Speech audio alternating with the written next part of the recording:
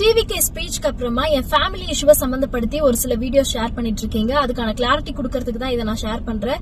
First of all என்ன social மீடியால ஸ்டார்டிங்ல இருந்து ஃபாலோ பண்றவங்களுக்கு தெரியும் அது கம்ப்ளீட்லி ஃபேக்னு. பிகாஸ் அந்த டைம்லயே நாங்க ஒரு கிளாரிட்டி கொடுத்துட்டோம். இப்ப ஆப்வியஸ்லி புதுசா பாக்குறவங்களுக்கு எப்படி இருக்கும்னா, அந்த நியூஸ்ல சொல்ற மாதிரி நான் வந்து ஒரு ரவுடி, நான் வந்து கடத்தினேன், பயங்கரமா சொத்துக்காக ஆசைப்பட்டேன், அந்த மாதிரியான ஒரு ப்ரொஜெக்ஷன் தான் கொடுக்கும். பிகாஸ் கண்டென்ட் அந்த அளவுக்கு நல்லா ஒர்க் பண்ணிருக்காங்க. ஃபர்ஸ்ட் ஆஃப் ஆல் அது கம்ப்ளீட்லி ஃபேக் நியூஸ். அதுக்கான ப்ரூஃப் எல்லாமே நான் இதுலயே அட்டாச் பண்றேன். ஹைகோர்ட் ரிப்போர்ட் காப்பியே எங்க கிட்ட வந்திருக்கு.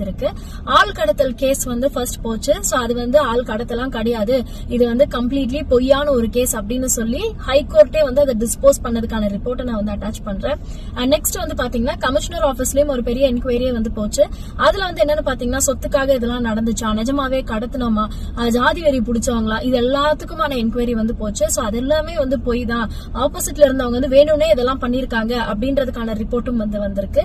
சோ அதையே நான் வந்து இதுல அட்டாச் பண்ணிருக்கேன். அண்ட் மூணாவதா வந்து பாத்தீங்கன்னா இது எல்லாமே பொய் தான், நான் இவங்க பேரை கெடுக்கிறதுக்காக மட்டும் தான் இது எல்லாத்தையும் பண்ணினேன் அப்படின்னு எங்க மேல கேஸ் கொடுத்து இந்த மாதிரி ஃபேக் நியூஸ் எல்லாம் பண்ணாங்க பாத்தீங்களா.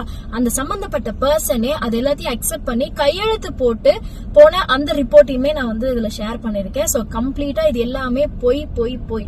அதை வந்து நான் தெளிவுபடுத்திக்கிறேன். இருந்தாலும் எங்களுக்கு ஒரு கண்டென்ட் கிடைச்சிருச்சு, நாங்க இதை சும்மா விட மாட்டோம், வச்சு பேசிக்கிட்டே தான் இருப்போம் அப்படின்னா தட்ஸ் அப் டு யூ, நீங்க பேசலாம். அதனால எங்களுக்கு எந்த பாதிப்பும் இல்ல. இனி வீட்லயே பானிபூரி செய்யலாம் எல்லாரும். ஆச்சி பானிபூரி கிட்.